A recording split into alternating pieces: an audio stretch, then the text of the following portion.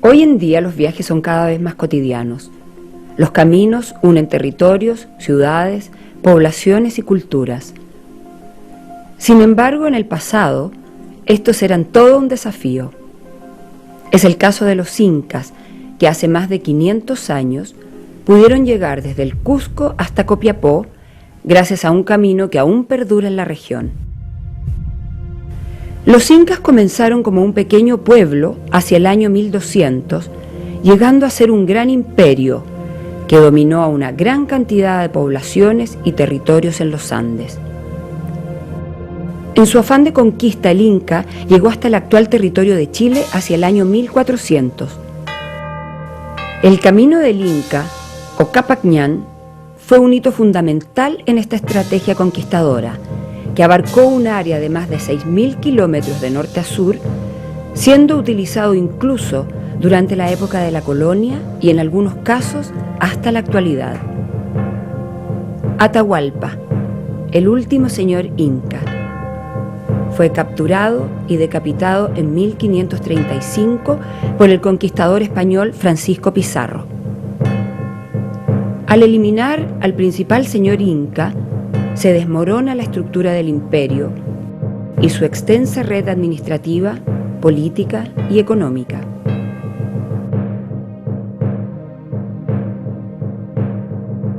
Hoy, un grupo de jóvenes arqueólogos y documentalistas emprenderán una expedición a través del desierto para descubrir y dar a conocer el legado del Inca y la ruta que los llevó a la conquista de Atacama.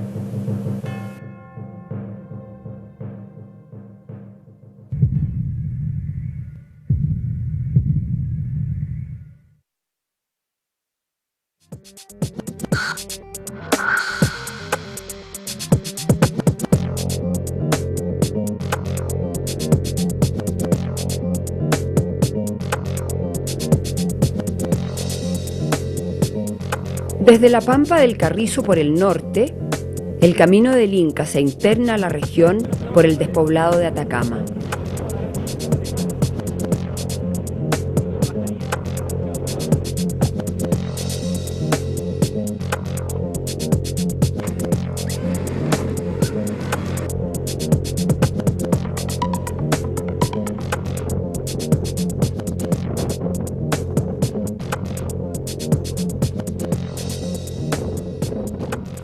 La quebrada de Inés Chica fue el punto de partida en nuestro viaje de expedición, donde el camino del Inca baja la ladera en dirección sur.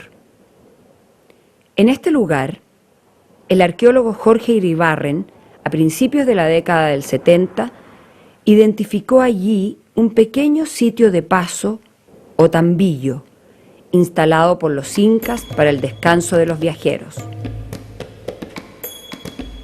El tiempo y la constante reocupación del lugar han dejado escasa evidencia prehispánica visible hoy en día.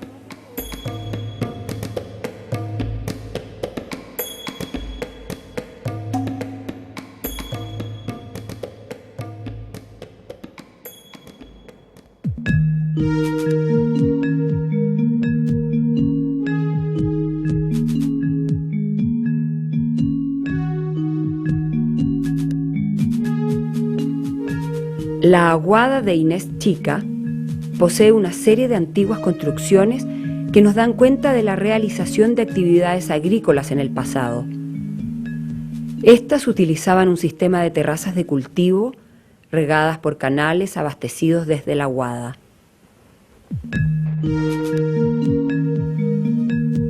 De acuerdo al cronista Mariño de Lóvera, cuando la expedición de Pedro de Valdivia pasó por aquí, después de su agotadora travesía por el desierto, su compañera de viaje, Inés de Suárez, mandó a un indio a cavar para buscar agua. Según esta historia, dicho suceso habría dado origen a la aguada y a su nombre actual. Sin embargo, la evidencia arqueológica que hemos visto en el sitio demuestra que cuando Pedro de Valdivia pasó por aquí, esta aguada ya era conocida y utilizada desde tiempos prehispánicos.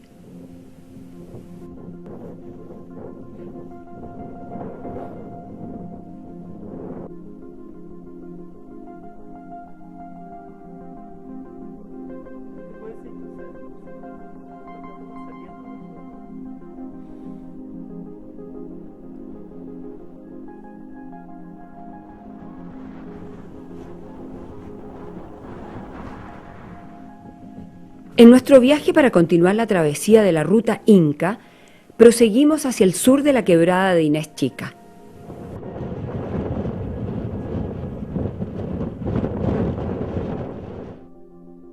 Al llegar a una planicie, nos encontramos con un hallazgo casual, un taller lítico que nos muestra el trabajo en piedra de los antiguos habitantes de la zona para fabricar sus herramientas y armas.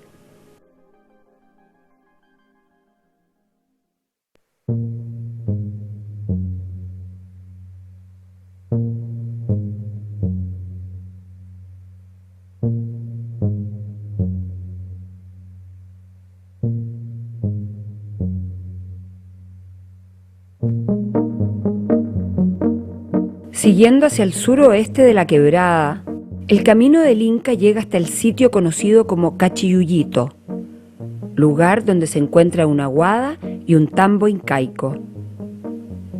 Mientras avanzábamos hacia dicho lugar, pudimos seguir el camino que se encuentra señalizado por múltiples apachetas o acumulaciones de piedras en forma piramidal. Algunas eran construidas con el fin de servir como hitos demarcatorios de la ruta, mientras que otras poseían una significación ritual.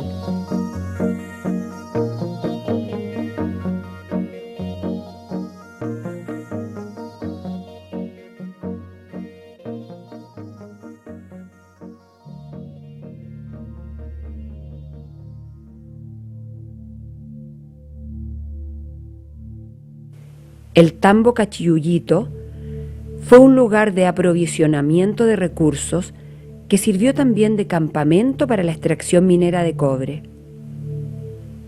Aquí podemos observar algunos piques mineros cercanos y restos de mineral de cobre triturado in situ.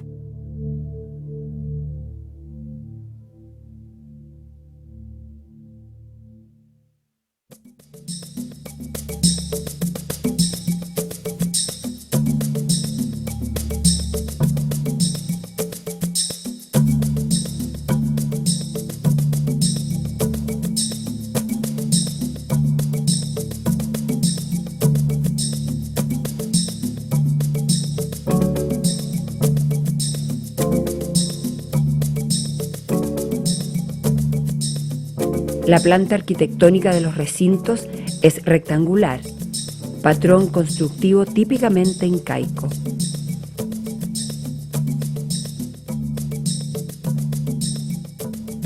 Todo el sitio presenta abundantes fragmentos cerámicos y restos líticos prehispánicos, así como también elementos de épocas más recientes, puesto que el lugar fue ocupado hace algunas décadas por pastores para la crianza de ganado.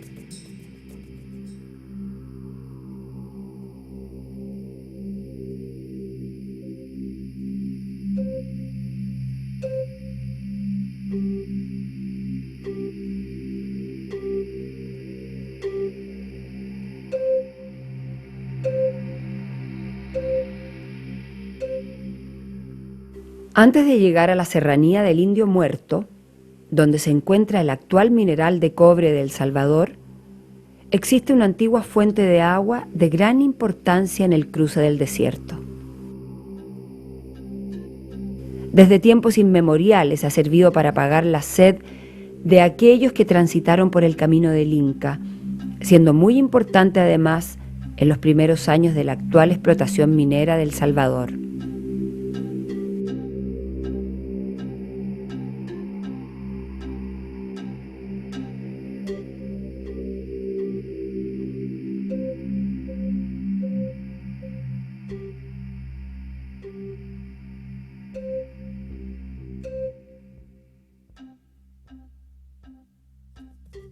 Desde El Salvador, el camino del Inca continúa hacia el sur hasta llegar a la quebrada del Río de la Sal, donde baja y llega al tambo del mismo nombre.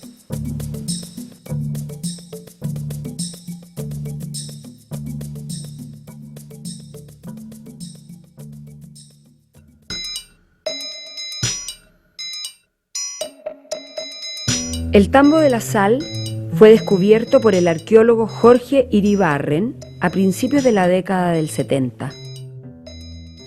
Es una construcción de gran magnitud que se compone de dos grandes estructuras unidas por el vértice, las cuales se dividen en una serie de recintos interconectados.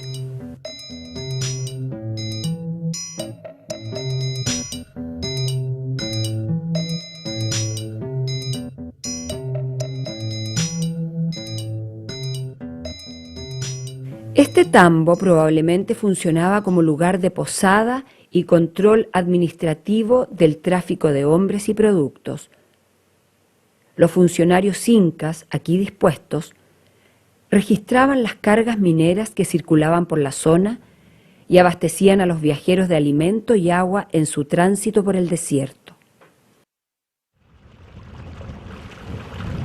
El río de la Sal, aledaño al tambo, es un curso de agua cuyo contenido salino es tan alto que se cuaja en sus orillas, formando una costra totalmente blanca y de gran espesor.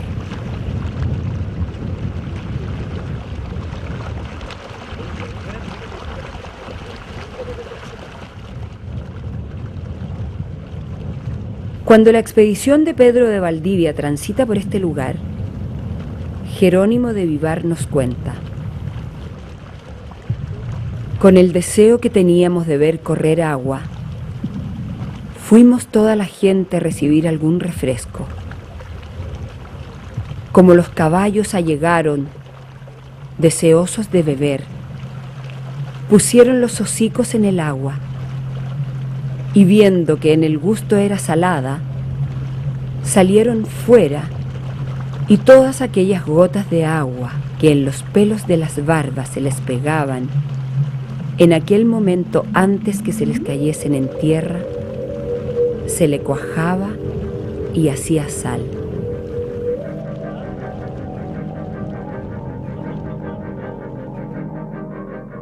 La quebrada del río de la Sal o Salado se divide al este de la localidad de Llanta en dos.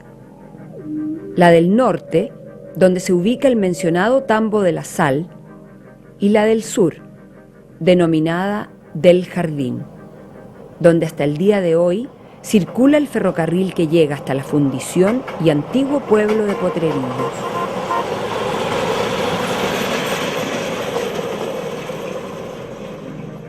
El camino del Inca continúa desde el tambo de la Sal hacia esta segunda quebrada, donde se encuentra otra construcción inca de menor tamaño que la anterior.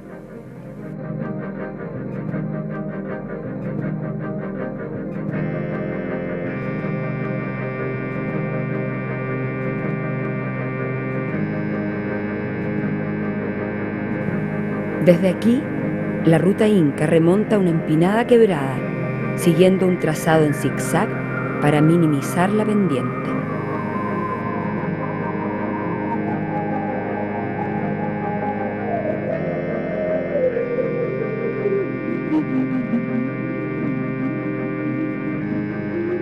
Arriba de la quebrada encontramos un hito que durante el viaje se nos hizo muy familiar. Estas cruces con forma de antena fueron situadas en lugares importantes del camino del Inca en el norte de Chile por un grupo de expedicionarios que recorrieron en motocicleta esta ruta a principios de los años 90.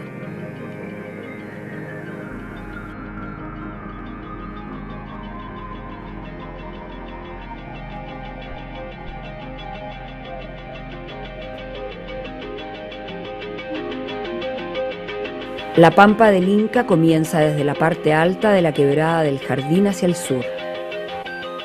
Es un extenso llano que conecta el río de la Sal con la finca de Chañaral.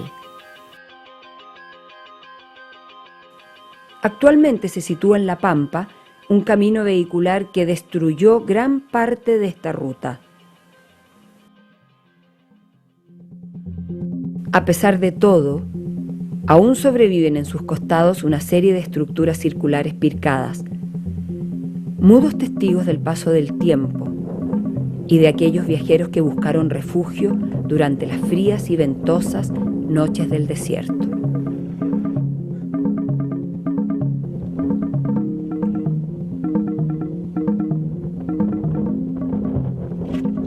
cerámica decorada, restos del trabajo en piedra, mineral de cobre y turquesa, nos hablan de antiguas caravanas que transportaban sus cargamentos por el territorio.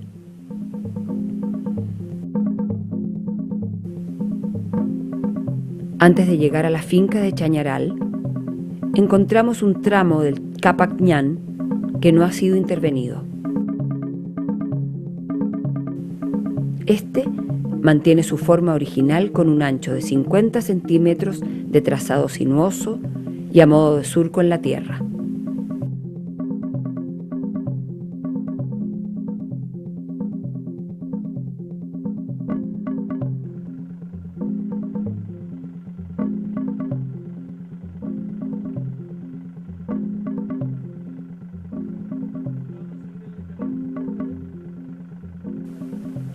La finca de Chañaral ha sido desde siempre una importante fuente de vida en el desierto.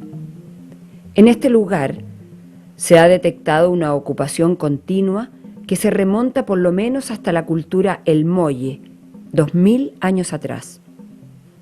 En 1854, el naturalista alemán Rodolfo Filippi, en su viaje a través del desierto de Atacama, nos retrata su felicidad al visualizar la finca de Chañaral. No puedo describir los sentimientos que despertó en mi alma la vista de esta arboleda y de la casa en medio del desierto inmenso, cosas que no había visto durante 22 días. Había hecho las últimas 5 leguas a pie, porque las mulas estaban todas cansadas y mis pies se resentían de lo áspero del camino, pero la vista de este oasis me hizo olvidar toda fatiga.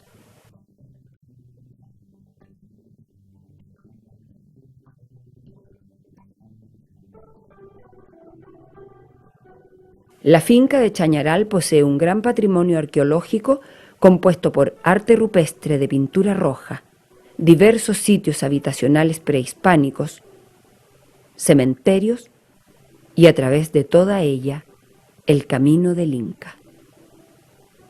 En su paso por la finca de Chañaral, este circula rodeado de un muro de piedra que lo delimita y segrega de las antiguas tierras de cultivo y habitación.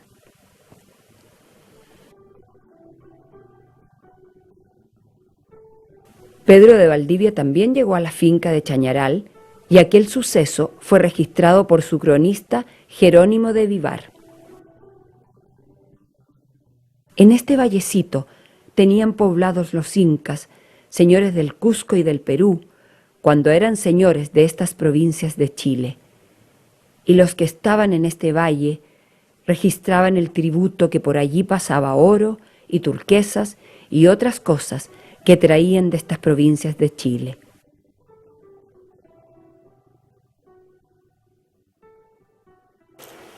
Ese puede ver. La soga vegetal, se ve la soga. ¿Se puede apreciar? Espectacular. Ahí está. Una soga vegetal que une todo.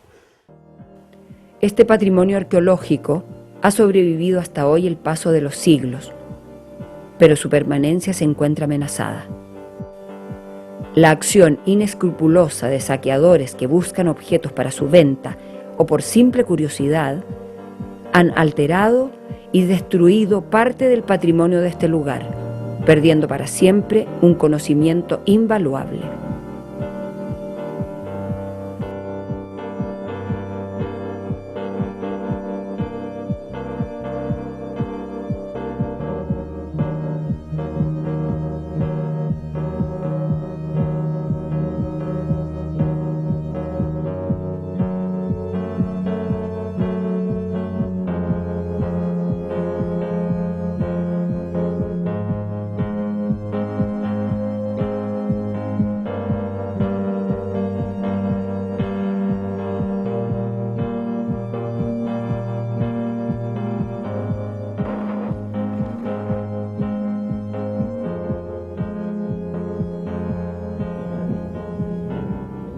El llano de San Pedro es aquel que comunica la finca de Chañaral con Inca de Oro, y por donde el camino del Inca continúa en línea recta siguiendo luego en dirección a Tres Puntas.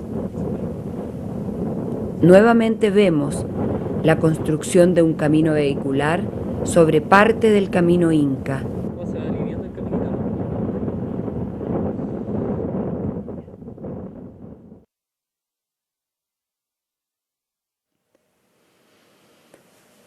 Sin embargo, este tipo de reocupación ha alterado irreparablemente la fisonomía de esta vía patrimonial.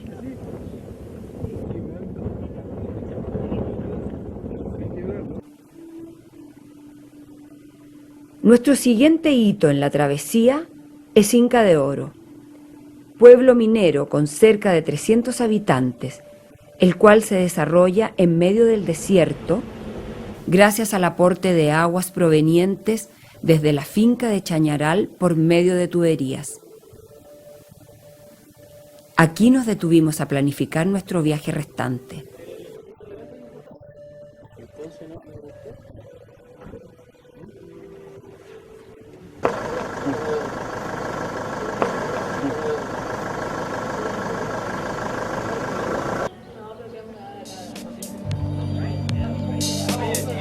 Vamos.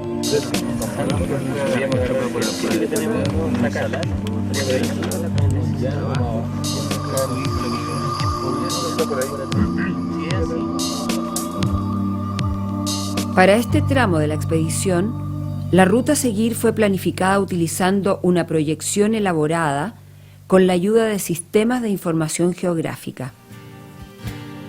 Tomando un modelo tridimensional del relieve regional y estableciendo como punto de origen el sector de Tres Puntas y de destino Copiapó, quisimos probar cuál sería la mejor ruta para establecer un sendero entre ambos lugares, tomando en cuenta la distancia y la pendiente.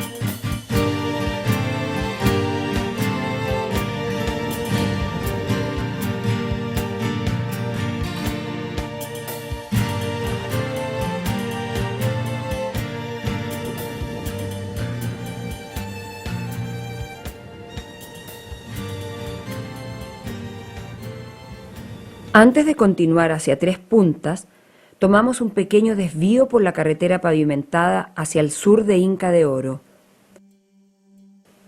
Mediante la observación en detalle de imágenes satelitales provenientes de fuentes como Google Earth y la ayuda de GPS, llegamos al llano de Varas y rodeamos un pequeño cerro isla, el cual poseía en su ladera este una serie de construcciones de evidente data prehispánica divididas en dos sectores.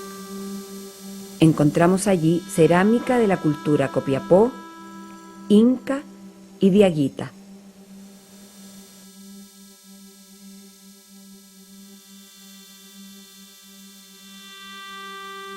Este sitio será una importante fuente de información para las futuras investigaciones arqueológicas en la zona.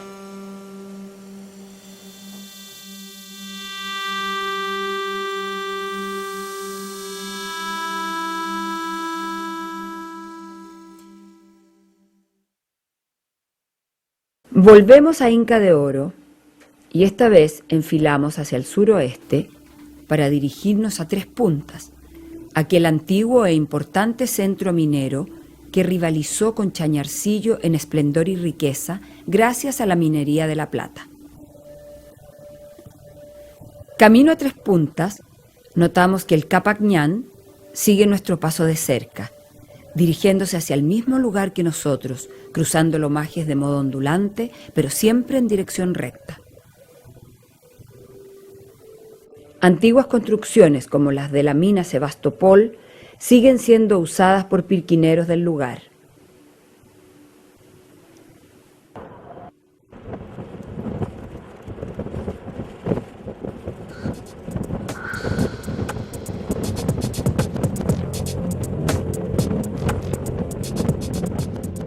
La historia del descubrimiento del mineral de Tres Puntas no trajo suerte a su protagonista, un arriero de apellido Osorio que utilizaba la ruta del Inca para recorrer el desierto. Decidió pasar la noche en unos cerros, encendió una fogata para pasar el frío. El fuego comenzó a fundir la roca cercana a él, dándose cuenta Osorio que había descubierto una mina de plata. Sin embargo, cuando comenzó a gastar parte del mineral, otros mineros le sacaron el secreto durante una noche de embriaguez. Mateo Pérez y Vicente Garín inscribieron la mina, dejando a Osorio en el olvido.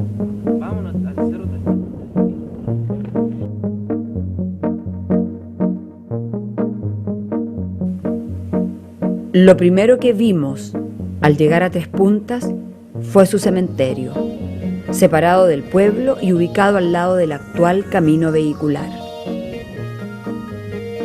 El panorama es desolador. La mayoría de las tumbas han perdido casi todos sus indicios y varias de ellas están abiertas y con sus huesos expuestos, demostrando el poco respeto y cuidado que se le ha dado a la historia de este lugar y a quienes yacen allí.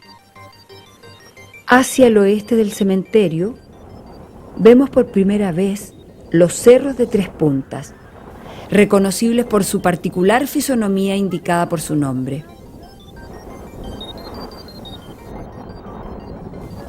En su viaje por el desierto de Atacama, Rodolfo Armando Filippi comenta: el pueblo tiene cerca de 4.000 habitantes y las calles son regulares en las inmediaciones de la plaza. La impresión que ha hecho sobre mí es muy triste. Aún las casas mejores parecen calculadas para una duración de pocos meses. A eso se agrega que se ven al lado de todos los caminos que conducen al pueblo un gran número de mulas y burros muertos.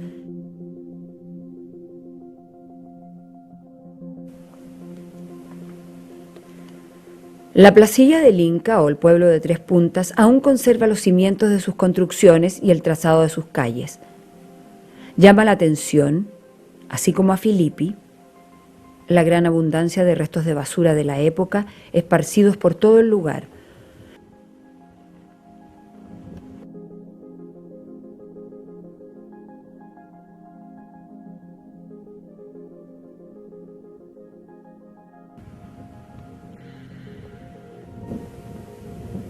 El minero alemán Paul Trottler, avecindado en Copiapó y con propiedades mineras en Tres Puntas, nos da su impresión.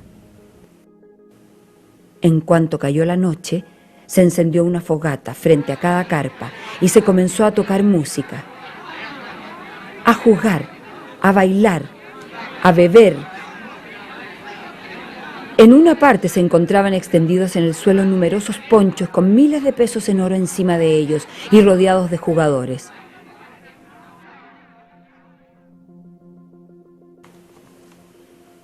En la borrachera de la noche, algunos hombres habían compartido sus frazadas con mujeres que les habían parecido magníficas, pero a la luz del día veían que se trataba de viejas y atezadas vendedoras de licor.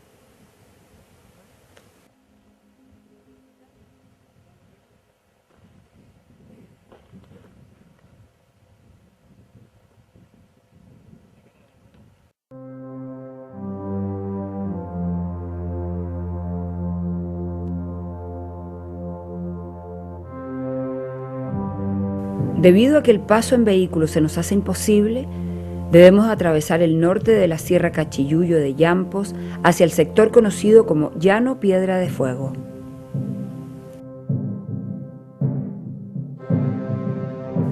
...1857... Cachiyuyo de Yampos. Un minero alemán que, al igual que muchos chilenos, buscaba la fortuna en estas tierras, realizaba exploraciones mineras. Su nombre, Paul Trottler. Él se dedicaba a recorrer intensamente la zona a lomo de mula, encontrando una serie de vetas de cobre.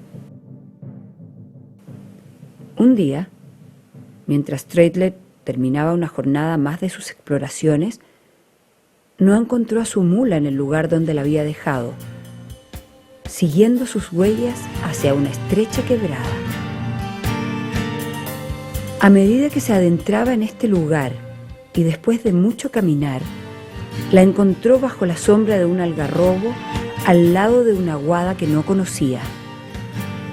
Después de refrescarse, se pudo dar cuenta de que estaba parado en un lugar sin precedentes. Con el uso de sistemas de información geográfica e imágenes satelitales y siguiendo los datos del autor, fue posible llegar a determinar la localización de esta quebrada, que recorreríamos recién al día siguiente. Solo ahí sabríamos si nuestra predicción era correcta.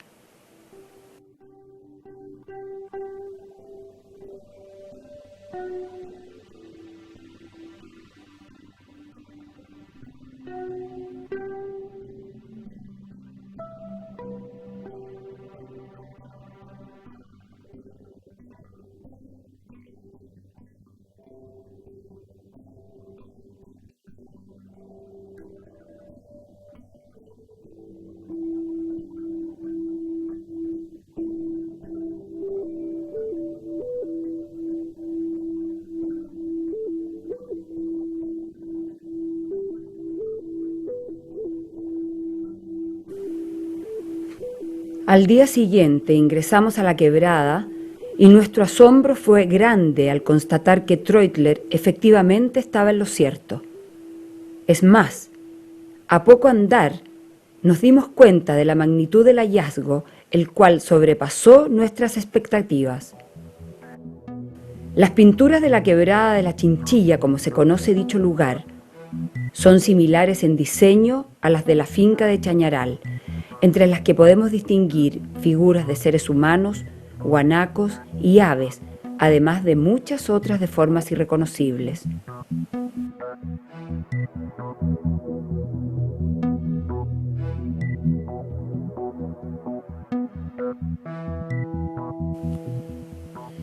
Esto corresponde a un tipo de arte rupestre que se remonta desde el período medio en adelante, hace más de 1000 años atrás. Sin embargo, hasta el día de hoy, este lugar no había sido reconocido arqueológicamente y se dudaba de la veracidad del relato de Paul Treutler.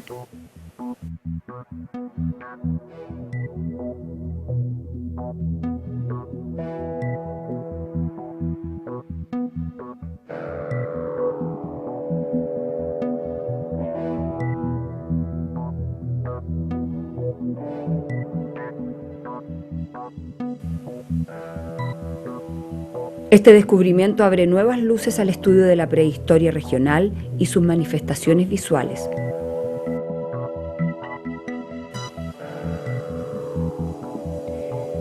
Un poco antes de salir de la quebrada, encontramos un conjunto de estructuras picadas con abundante material cerámico y lítico, además de una punta de proyectil y una cuenta de malaquita como producto del trabajo minero en épocas prehispánicas.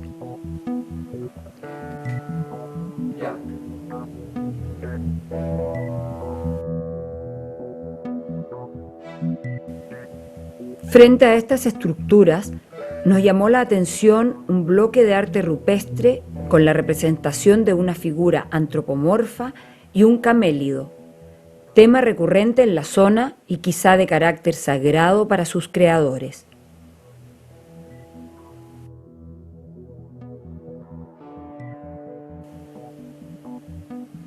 Estos sitios arqueológicos esperan ser investigados en profundidad y puestos en valor para que las nuevas generaciones conozcan esta historia.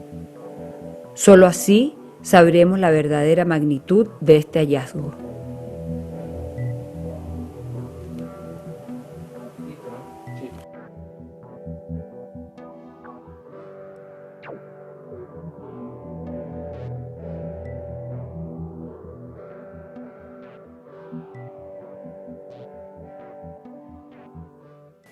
El camino continúa ahora hacia el llano de Yampos, situado entre la Sierra Cachiyuyo y el Cerro Medanoso, sistema dunario de gran tamaño y muy imponente a la vista.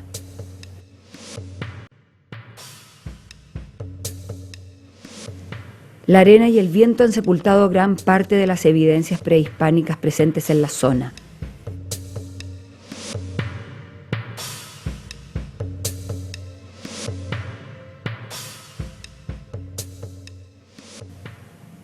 Ha caído el sol y nos vemos obligados a buscar un lugar para descansar. Aquí pasaremos la noche para recorrer al día siguiente el Medanoso.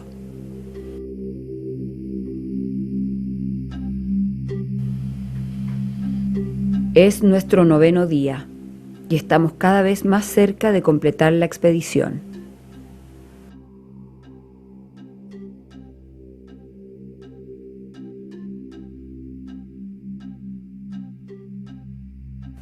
Aquí, el camino del Inca transita por una planicie arenosa.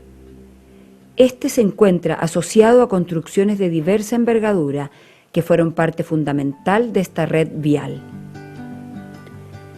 En la parte central del llano de Yampos podemos apreciar la existencia de un gran tambo con diversos recintos aledaños, el cual debió haber cumplido funciones vitales de aprovisionamiento y administración en esta parte de la ruta.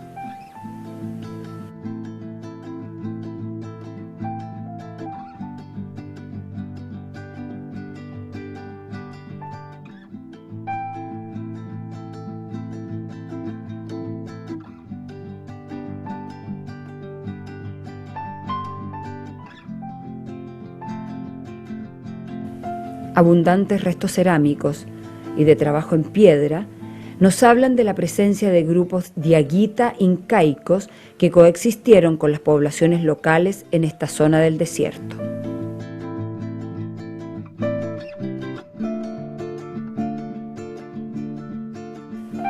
El desconocimiento de la importancia arqueológica de la zona ha contribuido a la destrucción del camino, que se hace difícil de distinguir entre tantas huellas vehiculares.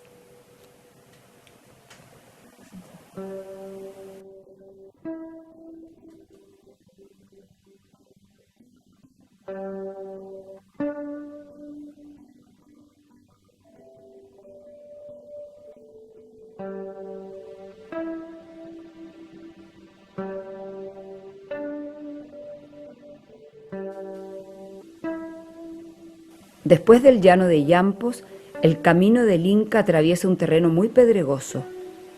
En él continuamos viendo diversas estructuras pircadas que sirvieron de refugio para los antiguos viajeros.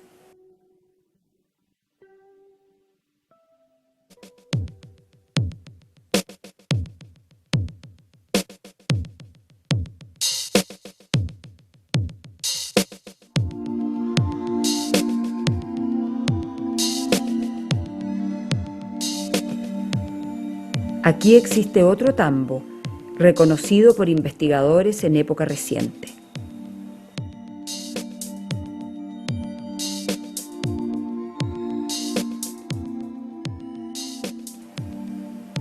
El tambo de Chulo se emplaza en un pequeño portezuelo. Desde aquí, el camino se dirige a una quebrada ubicada al sureste de la Sierra Ustaris, antes de llegar a la ciudad de Copiapó.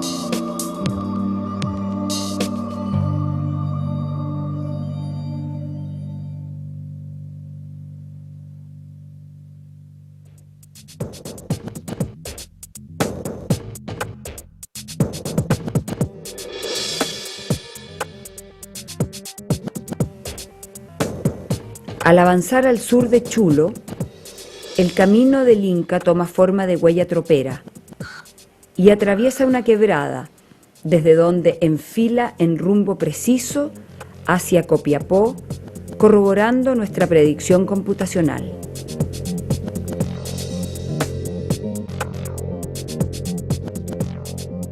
La quebrada se ensancha y el camino se nos hace casi imposible de seguir entre antiguos escurrimientos de agua y cerros.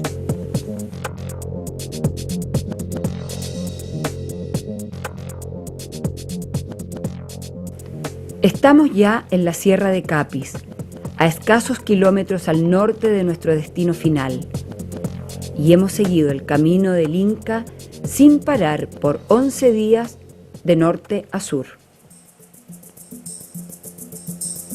Este termina finalmente en el portezuelo que divide la Sierra de Capis y Chanchoquín, lugar donde hoy sube una angosta vía vehicular que seguramente es el antiguo camino inca reutilizado en la actualidad.